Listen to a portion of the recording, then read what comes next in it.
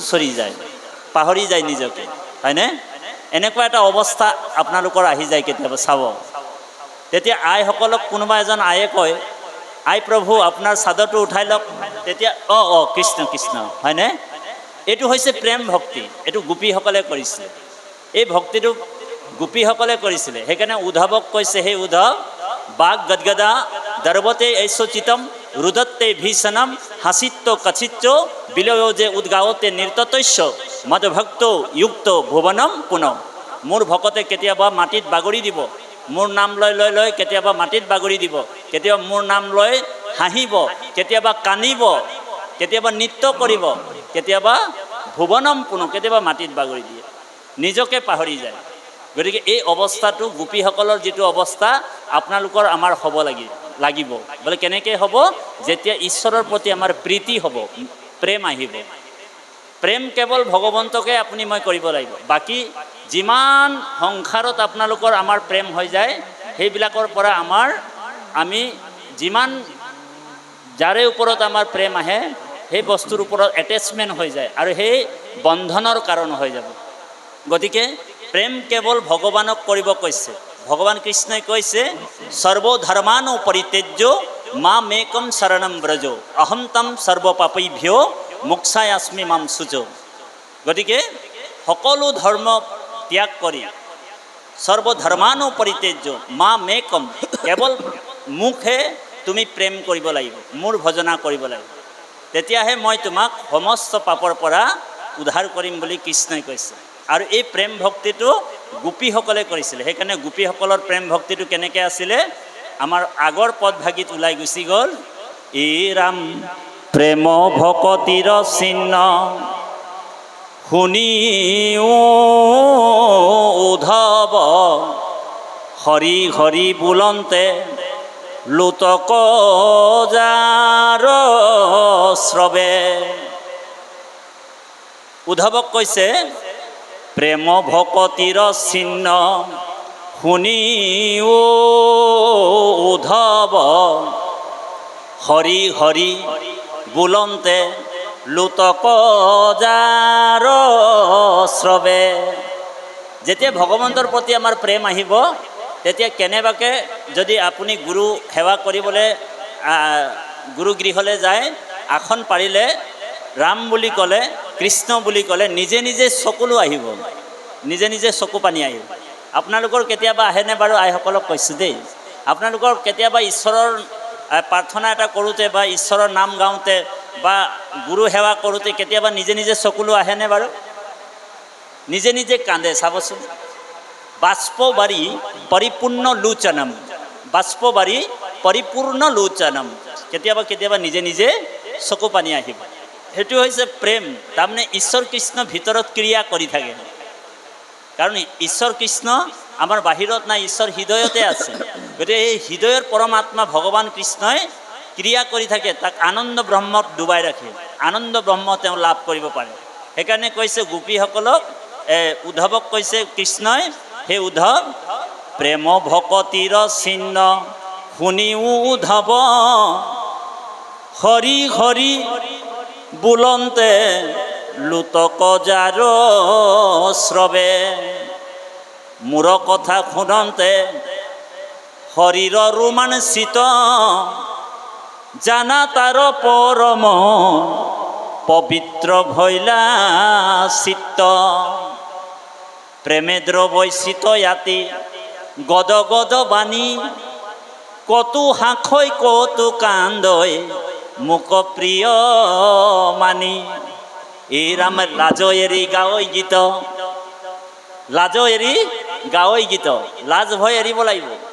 ভগৱান কৃষ্ণ বা কৃষ্ণৰ নামটো যদি কোনোবা আপোনাক ক'লে, মানে ভকত এজনো যদি বা পটককৈ আপোনাক কৃষ্ণ বাপ বুলি ক'লে দেই, আপুনি আকৌ ভাল ড্ৰেছ এটা পিন্ধি কিনি গৈছে, কিবা এটা ভাল সাজ পোছাক এটা পিন্ধি গৈছে, বজাৰত আপোনাক লগ পাই গ'ল কোনোবা ভকত এজনে কৃষ্ণ বাপ বুলি ক'লে, আপুনি যদি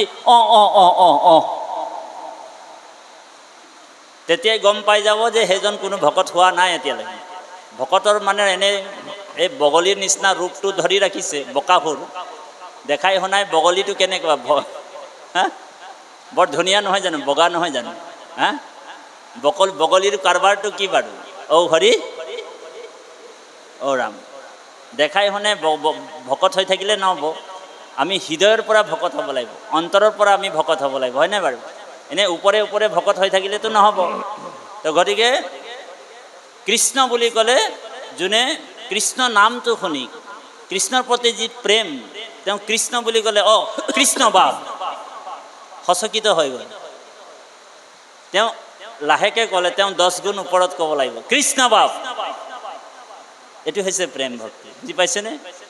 ঈশ্বৰৰ নাম উচ্চ কৰি লৈছে, তাৰমানে য'তে থাকে মোৰ ভক্ত উদাৰ চৰিত্ৰ, কীট পতংগক কৰে তেখনে পবিত্ৰ। সেইকাৰণে কৈছে উদ্ধৱক, ই ৰাম প্ৰেমে দ্ৰৱৈচিত ইয়াতি গদ গদ বাণী, কতো হাখৈ কতো কান্দৈ মোক প্ৰিয় মানি।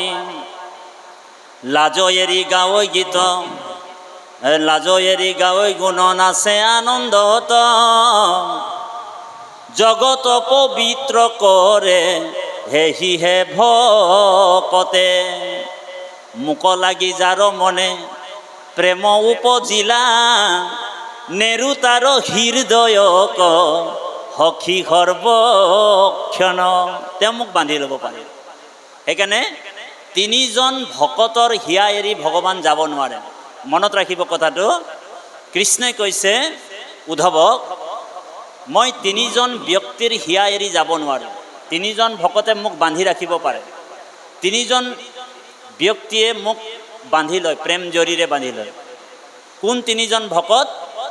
কৃষ্ণই কৈছে উদ্ধৱক, মত কথা বাচকম নিত্যম, যোনে মোৰ কথা কয়, কৃষ্ণ কথা, সেইজন ভকতৰ হিয়া এৰি মই যাব নোৱাৰোঁ। 1। 2 নম্বৰ হৈছে মত কথা শ্ৰৱণেই ৰতম, যোনে মোৰ কথা শুনি ভাল পায়, কৃষ্ণ কথা শুনি যিজনে ভাল পায়, সেইজন ভকতৰো হিয়া এৰি ভগৱান যাব নোৱাৰে। এইটো 2। আকৌ 3, মত কথা প্ৰীতি মনসম, মোৰ কথা শুনি মনৰ পৰা আনন্দ পায়, আনন্দ লয়, আৰু কৃষ্ণ কথা শুনিবলৈ বাৰে বাৰে ইচ্ছা প্ৰকাশ কৰে। ভগৱান কৃষ্ণই কৈছে, নাহম তেক্ষামি তম নৰহ।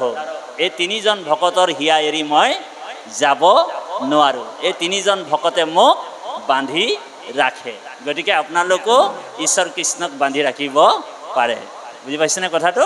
গোপীসকলে যেনেকৈ ঈশ্বৰক বান্ধিলে, আপুনি ময়েও ঈশ্বৰক তেনেকুৱা ধৰণৰ বান্ধি ৰাখিব পাৰিম। তাৰপিছতে ইয়াতে পদবন্ধে আমি ক'লোঁ, ইয়াতে বৰ সুন্দৰ এটা কথা কৈ গ'ল পদবন্ধে।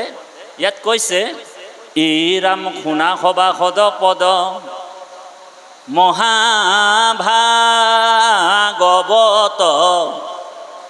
এহি কথা কইলা কৃষ্ণ গীতাৰ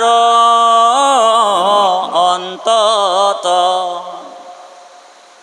কি বুলি ক'লে? হে ৰাম সৰ্বধৰ্ম এৰি এক শৰণ সাক্ষাৎ, সুদৃঢ় বিশ্বাসে সখী লয়োক আমাক। কি বুলি ক'লে বাৰু? তাৰমানে ভগৱান কৃষ্ণই অৰ্জুনক কৈছে যে তুমি যিমান দেৱধৰ্ম আছে চব ত্যাগ কৰা, আৰু মই একমাত্ৰ ঈশ্বৰ বুজি লোৱা, জানি লোৱা। কাৰণ গোটেই বিশ্ব ব্ৰহ্মাণ্ডখন মোৰে শৰীৰতে আছে। যিমান দেৱ দেৱীবিলাক মোৰ বিভূতি হয়। বুজি পাইছেনে কথাটো? গতিকে তুমি যদি মোৰ ওচৰত শৰণ ল'বা, তেতিয়া গোটেই দেৱ দেৱীবিলাক পাই যাব। কৃষ্ণই অৰ্জুনক কৈছে। বুজি পাইছেনে কথাটো? আৰু তুমি যদি পৃথকে পৃথকে কিমান দেৱ দেৱী পূজা কৰিবা? ভগৱানে মানা কৰা নাই, দেৱ দেৱীক বোলে পূজা কৰিবলৈ মানা কৰা নাই। অৰ্জুনে প্ৰশ্ন কৰিছে তেনেকুৱা ধৰণৰ। অৰ্জুনে এটা প্ৰশ্ন কৰিছে, বৰ সাংঘাতিক প্ৰশ্ন দেই। অৰ্জুনে কি প্ৰশ্ন কৰিলে? হে প্ৰভু, হে নাৰায়ণ, তুমি যে কৈ আছা তোমাকেই পূজা কৰা, তোমাকেই সেৱা কৰা, তুমিয়ে একমাত্ৰ দেৱতা, অন্য মানুহবিলাকে অন্য দেৱ দেৱী পূজা কৰি আছে, সেই মানুহবিলাকে পাপ কৰিছে নেকি প্ৰভু? চিধা চিধি ডাইৰেক্ট প্ৰশ্ন কৰিছে দেই। তেতিয়া ভগৱানে কৈছে, হে অৰ্জুন, পূজা কেতিয়াও পাপ হ'ব নোৱাৰে, পূজা কেতিয়াও পাপ নহয়, কাৰণ তাত শ্ৰদ্ধা যোগ হয়, আৰু য'ত শ্ৰদ্ধা যোগ হয় সেইটো পাপ হ'ব নোৱাৰে দেই। কিন্তু হে অৰ্জুন, তুমি যদি দেৱ দেৱী পূজা কৰিবা তেনেহ'লে মই তোমাক স্বৰ্গলৈ পঠিয়াই দিম। এতিয়া দেৱ দেৱী পূজা কৰিলে ক'লে যাব? স্বৰ্গলৈ যাওঁ। এইটো শ্ৰীমদ ভাগৱত গীতা, ধ্যান দি শুনিব আৰু নোট কৰি ল'ব, নোট কৰি ৰাখিব। শ্ৰীমদ ভাগৱত গীতাৰ 9 নম্বৰ অধ্যায়ৰ 25 নম্বৰ শ্লোকটোত আছে। এই শ্লোকটো আমি যিটো কম এতিয়া, 9 নম্বৰ অধ্যায় 25 নম্বৰ শ্লোকটোত কৈছে, হে অৰ্জুন, তুমি যদি দেৱ দেৱী পূজা কৰিবা তেনেহ'লে মই তোমাক স্বৰ্গলৈ পঠিয়াম। কি বুলি ক'লে? য়ান্তি দেৱানো দেৱব্ৰতা। হে অৰ্জুন, তুমি যদি দেৱ দেৱী পূজা কৰিবা তেনেহ'লে মই তোমাক স্বৰ্গলৈ পঠিয়াই দিম। স্বৰ্গত বোলে ইন্দ্ৰৰ লগত বোলে 5 ষ্টাৰ হোটেলত থাকিবলৈ তোমাক সুবিধা কৰি দিম। বুজি পাইছেনে? আৰু যেতিয়া তোমাৰ পুণ্যটো আদায় হৈ যাব, পুণ্যটো বেছি দিনলৈকে নাথাকিব, যেতিয়া তোমাৰ পুণ্যটো আদায় হৈ যাব তেতিয়া স্বৰ্গত থকা দেৱ দেৱীবিলাক তোমাক গতিয়াই কিনি আকৌ নৰকত পেলাই দিব। ঔ হৰি ঔ ৰাম, তুমি স্বৰ্গলৈ যাবানে? বোলে যদি যাবলৈ আছা দেৱ দেৱী পূজা কৰি থাকা, ভগৱানে মানা কৰা নাই, কাকো মানা কৰা নাই। কাৰণ ভগৱানে কিয় মানা কৰিব? কাৰণ গোটেই দেৱ দেৱীবিলাক তেওঁৰে বিভূতি হয়। বুজি পাইছেনে কথাটো? গোটেই চৰাচৰ জগতখনে ভগৱানৰে হয়। বিষ্ণু ইদম জগত, গোটেই জগতখন কাৰ হয়? বোলে ভগৱানৰে হয়। সেইকাৰণে মহাদেৱে পাৰ্বতীক কৈছে, কীৰ্তনত আছে আপোনালোক চাব, মহাদেৱে পাৰ্বতীক কৈছে, হে পাৰ্বতী, যত দেখা চৰাচৰ হৰিময়ী নিৰন্তৰ, হৰি বিনে নাহি খে পৃথক। হয়নে? মহাদেৱে পাৰ্বতীক কৈছে বোলে যত দেখা চৰাচৰ হৰিময়ী নিৰন্তৰ, হৰি বিনে নাহি খে পৃথক। যিজন ভকতিহীন সি দেখে হৰিক ভিন্ন, হৰিৰ মায়ায়ে তাক মোহে। বুজি পাইছেনে? সেইকাৰণে গোটেই জগতখন কাৰ হয়? ভগৱানৰে হয়, চৰাচৰ জগতখন দেৱ। আৰু ভগৱান সকলো ভূততে, সমস্ত ভূতত ভগৱন্ত বিদ্যমান হৈ আছে। কীট পতংগ, যত জীৱ জংগম কীট পতংগ, গোটেই জগতখন ঈশ্বৰেৰে সৃষ্টি, আৰু ঈশ্বৰে তাত পঞ্চভূত হৰিৰ সৃষ্টি কৰি নাৰায়ণ ৰূপে তাতে ভগৱন্ত প্ৰৱেশ হৈ আছে। সেইকাৰণে কৈছে বেদস্তুতিত কৈছে 10ম স্কন্ধত, বোলে পঞ্চভূতে নানা হৰিৰ স্ৰজিয়া, প্ৰৱেশী তাতে লীলায়, কৰন্ত শুভন যিটো নাৰায়ণ, প্ৰণামো তাংক সদায়। পঞ্চভূতে নানা হৰিৰ স্ৰজিয়া, প্ৰৱেশী তাতে লীলায়, কৰন্ত শুভন যিটো নাৰায়ণ, প্ৰণামো তাংক সদায়। গতিকে অৰ্জুনক কৈছে, হে অৰ্জুন, বোলে দেৱানুয়ান্তি দেৱব্ৰতা, তুমি যদি দেৱ দেৱী পূজা কৰিবা তেনেহ'লে স্বৰ্গ দেই। তাৰপিছত অৰ্জুনক কৈছে, হে অৰ্জুন, ভূতানিয়ান্তি ভূতেজ্জা, তুমি যদি ভূত প্ৰেতক পূজা কৰিবা, কিছুমান মানুহে ভূত প্ৰেতকো পূজা কৰে, হয়নে বাৰু? দাহিনী যোগিনী অপদেৱতাক পূজা কৰে নাই? ভূত প্ৰেত দাহিনী যোগিনী। তো ভগৱানে কৈছে যে কোনোবা যদি দাহিনী যোগিনী শ্মশানত গৈ গৈ পূজা কৰে, কৰে নাই বাৰু? কৰে নাই? শ্মশানত গৈ কিনি ভূত প্ৰেত পিশাচ তন্ত্ৰ মন্ত্ৰ পূজা কৰে নাই? তো ভগৱানে তাক মানা কৰা নাই। হে অৰ্জুন, কোনোবা যদি দাহিনী যোগিনী ভূত প্ৰেত তন্ত্ৰ মন্ত্ৰ পূজা কৰিছে, তেতিয়া ভগৱান কৃষ্ণই কৈছে ভূতানিয়ান্তি ভূতেজ্জা, সি যদি ভূত প্ৰেতক পূজা কৰিবা তেনেহ'লে তাক মই ভূত প্ৰেত বনাই দিম। আৰু যেতিয়া ভূত প্ৰেত হৈ যাব তেতিয়া কি হ'ব? যেতিয়া ভূত প্ৰেত হৈ যাব তাক ভগৱানে নিৰ্দিষ্ট এটা জেগালৈ পঠিয়াই দিব, কৈলাশ পঠিয়াই দিব, নিজৰ নিজৰ স্থানলৈ গুচি যাব। আৰু কৈলাশত বোলে ভূত প্ৰেত হৈ যাব। আৰু দেৱাদিদেৱ মহাদেৱৰ যিমান অনুস্বৰ আছে, মহাদেৱ ভোলে ভাণ্ডাৰী, যিজন আশীতোষ জগত সংহাৰী, যিজন মহান মহাদেৱ, সেই মহাদেৱৰ মানে যিটো অনুস্বৰ আছে, যিমান ভূত প্ৰেত, তো সেই ভূত প্ৰেত হৈ কিনি মহাদেৱৰ ওচৰত তেওঁ গুচি যাব। ভূত প্ৰেত যদি ভূত প্ৰেতক পূজা কৰিব দেই।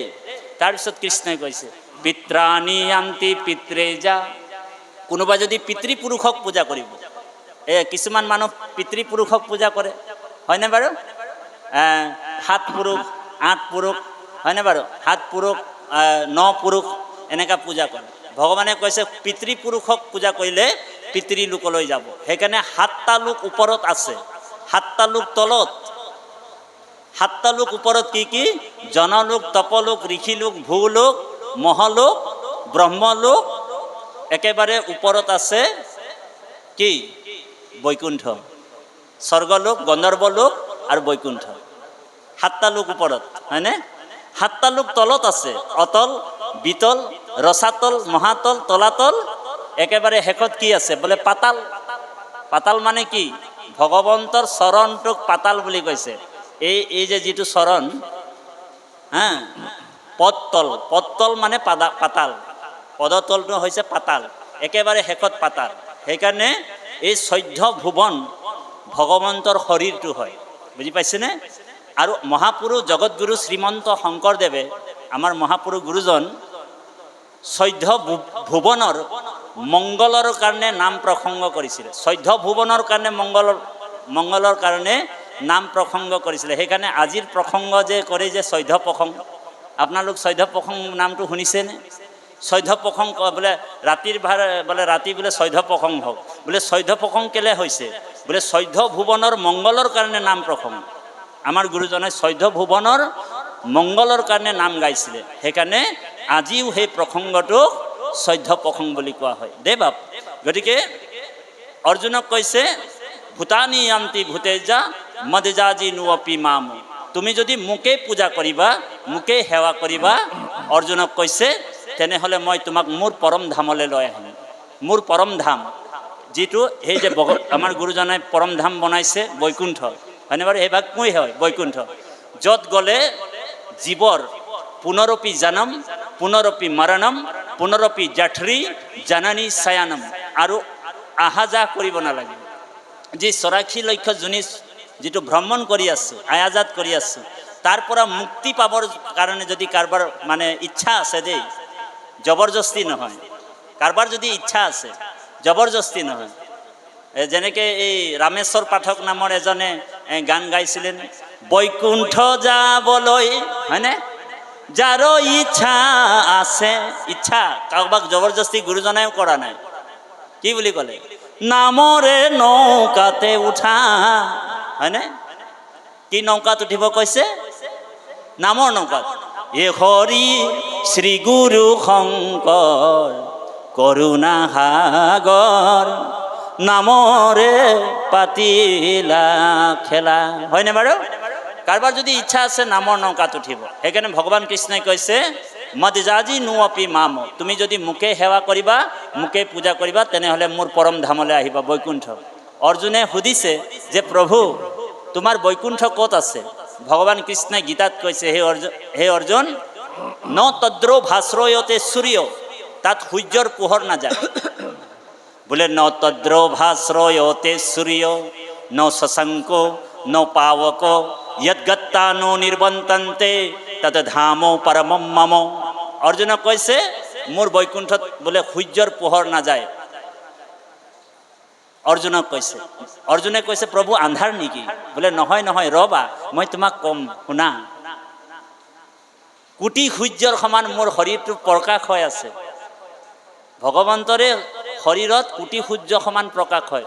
ভগৱন্তৰ ৰূপটো চাই তীৰদশৰ দেৱতা ঢলি ঢলি বিমানৰ পৰা পৰি যায়। কামদেৱ লজ্জিত হৈ যায়, ইমান ধুনীয়া কৃষ্ণ, ইমান বিউটিফুল কৃষ্ণ। আপোনালোক ফটোবিলাকত চাই নহয়, নীল নিভম, নীলামণিৰ টুকুৰা। কেনেবাকৈ যদি মহিলাৰ ৰূপ লৈ লয়, কৃষ্ণ যদি মহিলা হৈ যায়, কিমান ধুনীয়া হ'ব আপোনালোক ভাবক। এই মহিলাৰ ৰূপটো চাই দেৱাদিদেৱ মহাদেৱো বিমোহিত হৈ গৈছিলে। আপোনালোক পাইছে, অষ্টম স্কন্ধ ভাগৱততে আছে, হয়নে বাৰু? গতিকে ইমান ধুনীয়া ভুৱন মোহন ৰূপ ভগৱানৰ হয়। সেইকাৰণে সমস্ত জগতখন মোহিছে ভগৱান। সেইকাৰণে ভগৱন্তৰ এই হাঁহিটোতে মায়া আছে। ইখত হাঁহি, ভগৱানে হাঁহিলে ইখত, এই মায়া। ভগৱন্তৰ এটা চকু চন্দ্ৰ আৰু এটা চকু সূৰ্য। ভগৱন্তৰ যিবিলাক হীৰা আছে এইবিলাক নদ নদী মানে সমুদ্ৰ এইবিলাক হয়। আৰু ভগৱন্তৰ হাডিবিলাক হৈছে পৰ্বত পাহাৰবিলাক। বুজি পাইছেনে? ক্ষুদ্ৰ ব্ৰহ্মাণ্ড আৰু বিশ্ব ব্ৰহ্মাণ্ড আমি অনুভৱ কৰিব লাগিব। আকৌ ভগৱন্ত সমস্ত জীৱৰ হৃদয়ত আছে নহয়। আকৌ কেনেকৈ আছে বোলে বেদত কৈছে অনুৰণী আনিয়াম মহতু মহিয়ান। অনুতকৈ অনু, মহানতকৈ মহান, হয়নে বাৰু? গতিকে কৃপালু বাপাই সমস্ত। সেইকাৰণে ইয়াতে বৰ সুন্দৰকৈ কৃষ্ণই কৈছে, হে অৰ্জুন, এই ৰাম নকৰিবা ভয় হেৰা। কোনে অংগীকাৰ কৰিছে? কৃষ্ণই। শপত খাইছে কোনে? কৃষ্ণই কৈছে, হয়নে? এই ৰাম নকৰিবা ভয় হেৰা, কৰো অংগীকাৰ সমস্তে পাপতে মই কৰিবো নিস্তাৰ। তাৰপিছত কি কৈছে? অৰ্জুনতো গীতাত কহিলা হৰি তত্ত্ব, ঈশ্বৰ কৃষ্ণৰ আবে লয়ুক সন্মত। চাৰি বেদ ৰামায়ণ পুৰাণ ভাৰত, হৰিকেহে কয় মাত্ৰ সমস্তে শাস্ত্ৰত। তাৰপিছত কৈছে ইহাক নজানি আন কবই অল্পমতি, কদাচিতো নুশুনিবা শিখব সন্মতি। কোনোবা ক'ব পাৰে যে অন্য প্ৰকাৰে মানুহে গতি পাব পাৰে বুলি ক'ব পাৰে, বোলে ক'বহে পাৰে, তেওঁ গেৰাণ্টি দিব নোৱাৰে। তেওঁ ক'ব পাৰে কিন্তু গেৰাণ্টি দিব নোৱাৰে, কাৰণ তেওঁৰ ওচৰত একো প্ৰমাণেই নাই। অন্য প্ৰকাৰে তেওঁ মানুহে গতি পাব পৰাৰ ব্যৱস্থাটো ক'ব পাৰে, কিন্তু তেওঁ গেৰাণ্টি দিব নোৱাৰে। কিয় গেৰাণ্টি দিব নোৱাৰে? কিয় নোৱাৰে? কাৰণ সেইবিলাক শাস্ত্ৰ সন্মত নহয়। বেদে পুৰাণে ৰামায়ণে ভাৰতে ঈশ্বৰকে ভক্তি কৰিলে জীৱৰ মুক্তি হয়, কল্যাণ হয়। তাৰ বাহিৰে জীৱ গতি পাব নোৱাৰে। বুজি পাইছেনে? এই কথাটোকে ইয়াত কৈছে। সেইকাৰণে সেইসকলৰ কথা কদাচিতো নুশুনিবি বুলি কৈছে। তাৰপিছত কৈছে এই ৰাম পাতকীৰো কৰ্ম আছে, শুনি মৰি ঘিনে, কলি যুগে গতি নাহি হৰি নাম বিনে। কলি যুগত হৰিৰ নামৰ বাহিৰে গতি আছে নেকি? নাই। সেইকাৰণে মহাপুৰুষ গুৰুজনাই আমাক কৈছে সত্য যুগে ধ্যান, কি ক'লে? তেৰতা যুগে যজ্ঞ, দাপৰ যুগত পূজা, কলিত হৰিৰ কীৰ্তন বিনাই আৱাৰ নাহি খে দুজা। হয়নে বাৰু? তাৰমানে সত্য যুগত কি আছিলে? ধ্যান আছিলে, আকৌ প্লাছ হৈ আছিলে হৰিৰ নাম, হয়নে বাৰু? তাৰপিছত তেৰতা যুগ আহিল, যজ্ঞ প্লাছ হৰিৰ নাম, এই হৰিৰ নাম।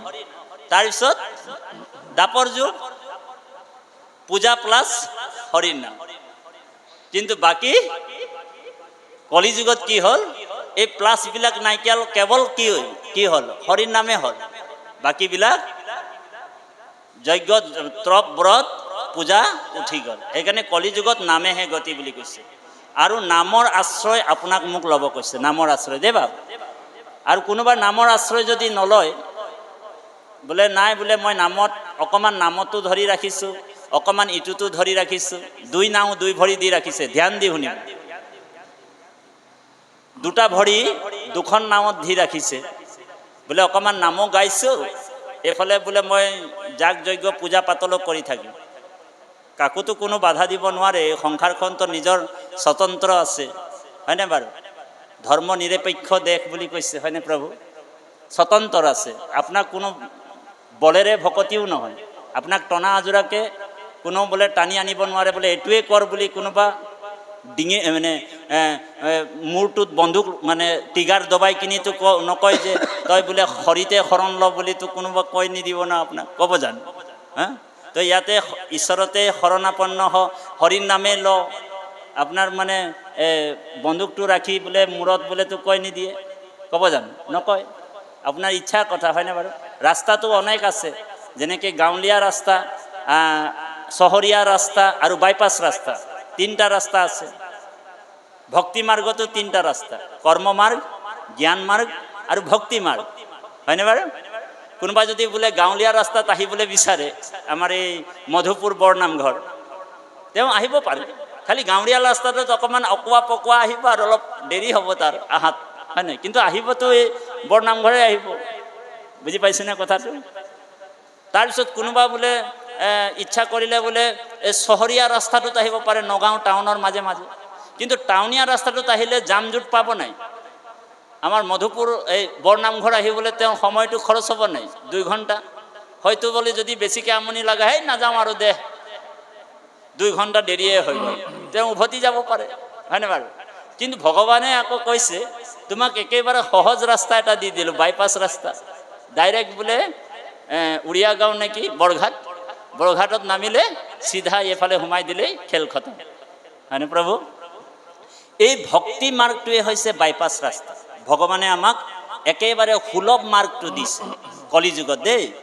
আৰু এই সুলভ মাৰ্গটো এৰি কোনোবা যদি দুৰ্লভ মাৰ্গ ল'ব পাৰে, তেওঁৰ ইচ্ছাৰ কথা। সেইটো মানে কাকো বলেৰে ভকতি নহয়, সেইকাৰণে কোনোবা ল'ব পাৰে। সেইকাৰণে ইয়াতে কৈছে যে যিটো জনে যাই মাধৱৰ নাম, কৃষ্ণৰ নামে হে কৰে পতিতৰু গতি, নামৰ মহিমা বে শুনিও সম্প্ৰতি। এতিয়া নামৰ মহিমা কৈছে, কৃষ্ণ নামৰ মহিমা। এবাৰ যদি আপুনি কৃষ্ণ কয়, এবাৰ যদি হৃদয়ৰ পৰা ভক্তিভাৱেৰে যদি কৃষ্ণ কয়, তেনেহ'লে 16টা অশ্বমেধ যজ্ঞৰ ফল পায় বুলি কৈছে ভাগৱতে 10ম স্কন্ধত। ঔ হৰি ঔ ৰাম, কিমান? তেনেহ'লে যজ্ঞ ইমান ডাঙৰ ডাঙৰ যজ্ঞ কৰি কি লাভটো হ'ব, হয়নে বাৰু? যদি এবাৰ হৃদয়ৰ পৰা ভক্তিভাৱেৰে কৃষ্ণ বুলি কয় 16টা অশ্বমেধ যজ্ঞৰ ফল পায়, তেনেহ'লে ইমান ডাঙৰ ডাঙৰ যজ্ঞ কৰি কিবা লাভ আছে নেকি? বোলে লাভেই নাই।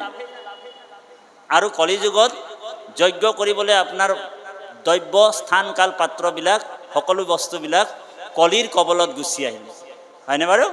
যিমান বস্তুবিলাক অশুদ্ধি হৈ গ'ল, শুদ্ধি নাই, হয়নে বাৰু? দ্ৰব্য বস্তুবিলাক অশুদ্ধি, চব জেগাত ভেজাল হ'লনে? আপুনি যজ্ঞ কৰিবলৈ ভাল ঘি লাগে, শুদ্ধ ঘি লাগে, আপুনি শুদ্ধ ঘি পাবনে? বাপ? নাপায়। যজ্ঞ কৰিবলৈ 12 বছৰ কাল বোলে ভূমি শুদ্ধ কৰিব লাগে যজ্ঞ কৰিবলৈ, তেতিয়াহে যজ্ঞ কৰা হয়। এতিয়া আপুনি যদি 12 বছৰ যজ্ঞ ভূমিটোকে শুদ্ধি কৰিব, তেতিয়াহ'লে যজ্ঞ কেতিয়া কৰিব? কাৰণ আমাৰতো আয়ু কম, মানুহৰ আয়ুটো বহুত কম নহয় কলিযুগত। মনুষ্যৰ আয়ু মাত্ৰ কিমান? 100 বছৰ, হয়নে? যদি আমি 12 বছৰ যজ্ঞ কৰিবলৈ মাটিটোৱে শুদ্ধি কৰিব লাগিব, আৰু যজ্ঞ কৰিবলৈ লাগে 100 বছৰ। অশ্বমেধ যজ্ঞ, বাজপেয়ী যজ্ঞ, ৰাজখুই যজ্ঞ, এনেকুৱা যজ্ঞ কৰিবলৈ 100 বছৰ লাগে বাপাই সমস্ত। গতিকে আমাৰ আয়ুটো চাই কিনি যুগ ধৰ্মটো আমাক গুৰুজনে ইমান সুন্দৰকৈ দিলে, কৃষ্ণই কৃপা কৰি আমাক ইমান সুন্দৰকৈ দিলে, হয়নে বাৰু? কৃষ্ণই কৃপা কৰি আমাক এই ব্যৱস্থাবোৰ দিছে। আমাৰ সেই বাপজন ধৰি লওক, আমাৰ গায়ন বাপে ধৰি লওক, কেনেবাকৈ যদি নামঘৰলৈ আহিব নোৱাৰে, তেতিয়া ভগৱানৰ 9 বিধ ভক্তি আছে, 9 বিধ ভক্তি দেই। কি? শ্ৰৱণম, কীৰ্তনম, বিষ্ণু স্মৰণম, অৰ্চনম, বন্দনম, দাস্য, সাক্ষ্য, আত্মনিবেদনম, ইতি পমা চাপিত বিষ্ণু ভক্তি চ নৱলক্ষণ, হয়নে বাৰু? এই 9 বিধ ভক্তিৰ দ্বাৰা তেওঁ ঈশ্বৰক সেৱা কৰিব পাৰিব। ঘৰতে বহি স্মৰণ কৰিব যে ভকতৰ সংগত মই বহি কিনি মানে ভকতৰ সংগ ল'ব নোৱাৰিলোঁ, কিন্তু মই ঘৰতে ঈশ্বৰৰ নামটো স্মৰণ কৰি থাকিলেও হয়। গতিকে ইমান সুন্দৰ ব্যৱস্থাটো কলিযুগত আপোনাক মোক গুৰুজনাই কৰি দিছে দে বাপাই সমস্ত। তাৰপিছত কৈছে, এই ৰাম যিটো জনে যাই মাধৱৰ নাম ধৰি, যিটো জনে যাই মাধৱৰ নাম ধৰি, পাছে পাছে ফুৰৈ দেৱ দেৱী তুতি কৰি। এতিয়া আপুনি মই দেৱ দেৱী পূজা কৰি আছোঁ, ধৰি লওক কোনোবা কৰি আছে, কিন্তু ভাগৱতে আমাক কি কৈছে, যিটো জনে যাই মাধৱৰ নাম স্মৰি, মাধৱ মানে ভগৱন্তৰ, হয়নে বাৰু? কৃষ্ণৰ, ভগৱন্তৰ আন এটা নাম কি? মাধৱ। মাধৱ শব্দটো অৰ্থটো মা পদে লক্ষ্মী দেৱী, হয়নে? ধৱ মানে কি? পতি নহয় জানো? লক্ষ্মী দেৱীৰ যিজন পতি সেইজনে হৈছে মাধৱ। ভগৱন্তৰ আন এটা নাম মুকুন্দ। মুকুন্দ কিহৰ কাৰণে? ভগৱানৰ নাম মুকুন্দ কিহৰ কাৰণে? মুকুন্দ শব্দৰ অৰ্থটো হৈছে মুক যোগ কন্দ। কন্দ মানে হৈছে ফান্দ, ফান্দ মানে পিঞ্জৰা, মু মানে মুক্তি। এই সংসাৰৰ মানে বন্ধনৰ পৰা, পিঞ্জৰাৰ পৰা মুক্তি দিব পৰাজনে হৈছে মুকুন্দ। ভগৱন্তৰ আন এটা নাম হৈছে দামোদৰ, দাম যোগ উদৰ, হয়নে বাৰু? মানে দাম মানে হৈছে ৰছী, উদৰ মানে পেট। যশোদাই এবাৰ কৃষ্ণক বান্ধিব লৈছিলে, হয়নে? পাৰিছিল নে? নোৱাৰে, কাৰণ জগতৰ ঈশ্বৰক কোনো বান্ধিব নোৱাৰে। যশোদাই ভাগৰি গ'ল। কৃষ্ণই দয়া কৰি ভাবিলে মোৰ মাতৃক মই নিজেই কৃপা কৰিব লাগিব, আৰু ভগৱান নিজেই প্ৰথমে 3 আঙুল ৰছী শ্বৰ্ট হৈ আছিল, কম হৈছিল। ভগৱানে